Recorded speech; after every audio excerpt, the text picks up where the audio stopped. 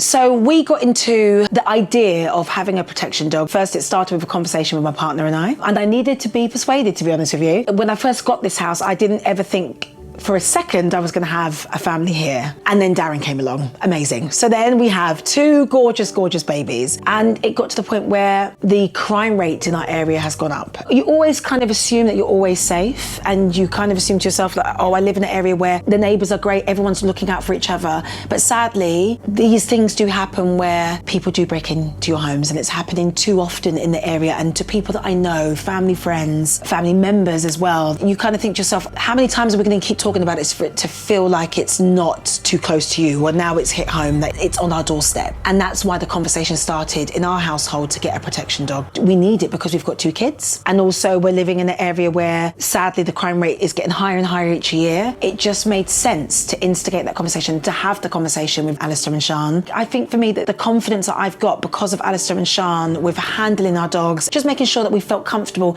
every step of the way. And as much as I always thought, you know, you can have as many cameras as you want in your household, if you're going to get a protection dog, that dog will always be there. And it kind of makes me a little bit emotional, if I'm honest with you, because what we see from these beautiful animals that we have now got, they're willing to give up their lives for their little family because they are part of the family. And they will go to any lengths to protect their family. And I just find that the most unbelievable thing. And the relationship I see my kids with our dogs, it blows my mind, because coming from someone who is fearful of big dogs, I see my kids go up to these dogs and they're just like laying on them, playing tug of war with them. And I never thought that that relationship would blossom. I didn't know what was going to happen after we got the dog. And this relationship between us and Alistair and Sian, they're family now.